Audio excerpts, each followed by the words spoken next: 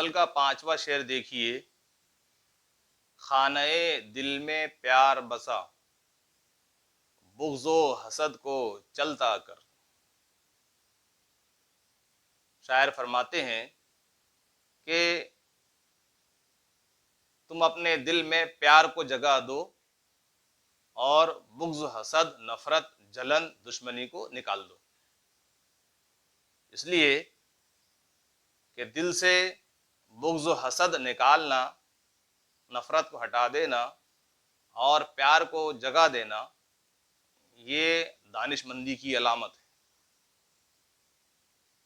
بحیثیت انسان ہم کو ایک دوسرے سے پیار محبت کے ساتھ رہنا چاہیے اور سب کے ساتھ اخوت اور بھائی چارے کا سلوک کرنا چاہیے۔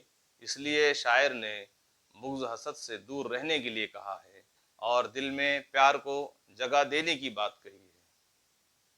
ہمیں چاہیے کہ ہم پیار محبت کے ساتھ رہیں اور کبھی کسی کے لیے دل میں جو ہے بغض حسد نہ رکھیں، کیونکہ بغض حسد رکھنے سے جس سے ہم حسد کرتے ہیں یا جس سے ہم جلن کرتے ہیں اس کا تو کچھ بگڑتا نہیں ہے،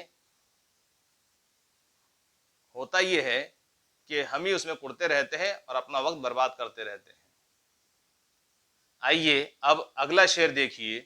چھٹے شعر میں شاعر فرماتے ہیں کہ تیرا سایہ ساتھی ہوں، میری مان بھروسہ کر، کہ میں تیرا ہم نوا ہوں، میں تیرا ہمدم ہوں، سائے کی طرح ساتھ ساتھ رہنے والا تیرا ساتھی ہوں۔ اس لیے تو میری ذات پر، میری بات پر یقین کر، بھروسہ کر اور میری بات مان لے۔ 7واں شعر دیکھیے۔ مقطع کے شعر میں شاعر غنی اعجاز فرماتے ہیں کہ زندہ تیرا نام رہے،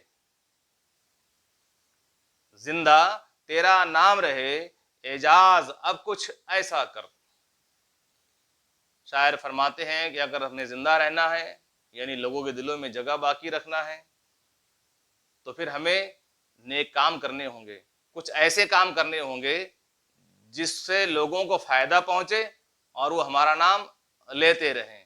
اب تک جو ہوا سو ہوا، اسے بھول جائیے اور نیک کاموں میں لگ جائیے، تاکہ مرنے کے بعد لوگ آپ کے ان فلاحی کاموں سے مستفیض ہوں اور وہ آپ کی یاد کرتے رہیں۔